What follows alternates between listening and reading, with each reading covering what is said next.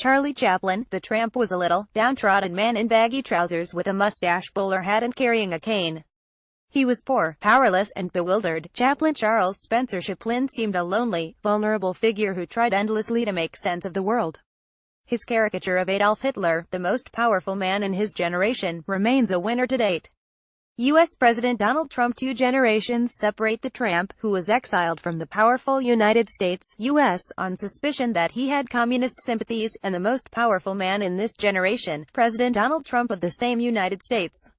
In contrast, Trump is a big man about town, power dresser in designer suits, clean-shaven and stupendously rich. Where the former carried a cane, Trump may have the nuclear button carried for him. He is perhaps the most powerful man in the universe, and where the tramp, understandably, was humble and powerless, Trump is quite arrogant, and so powerful that he stood before the rest of humanity and boasted he could wipe out a country of 24.5 million people by the snap of his fingers. Unlike Chaplin, he is quite sure of the world and has an endless retinue of people including world leaders jostling to kiss his feet.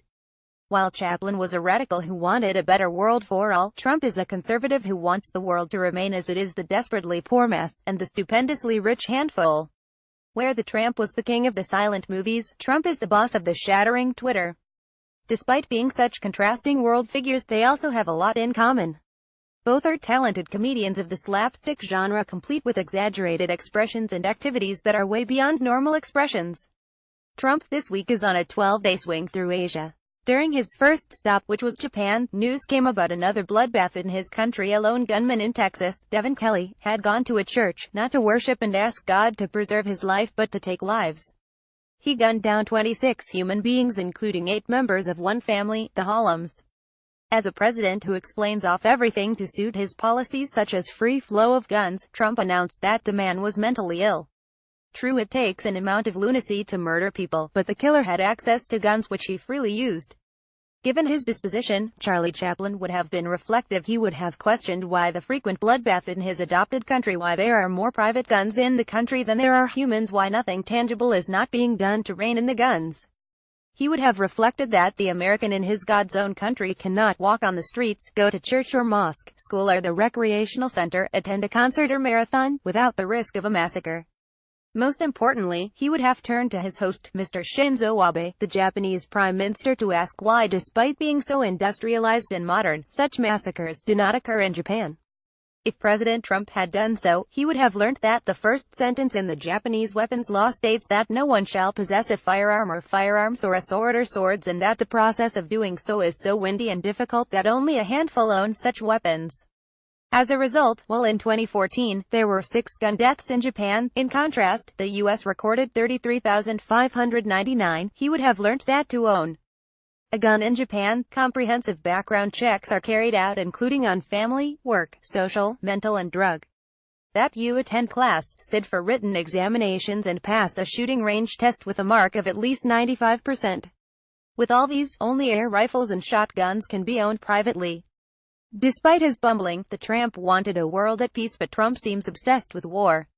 When he arrived in Japan, he boasted about American military might. We dominate the sky, we dominate the sea, we dominate the land and space.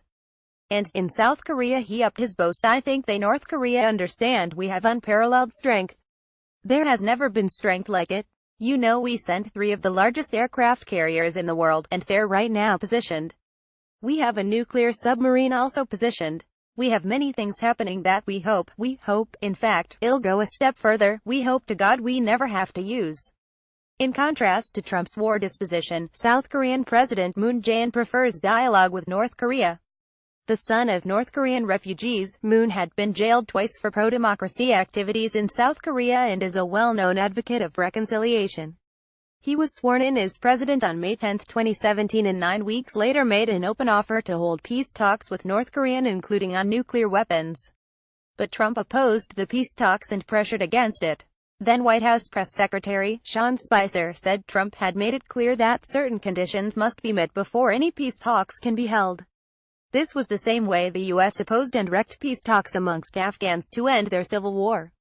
Then President Hamid Karzai had made peace overtures, convinced that it would be practically impossible to defeat the Taliban, who had grassroots support especially in the rural areas. In 2013, when the Taliban said he was an American stooge and, therefore, did not trust him, Karzai agreed to meet them in Qatar and also agreed that the Taliban open a liaison office in Qatar.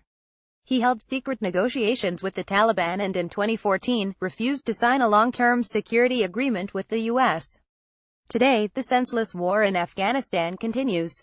Chaplin would never have understood why a U.S. president would vehemently oppose peace talks, especially over nuclear weapons, or why it would seek to dismantle the international nuclear peace agreement with Iran.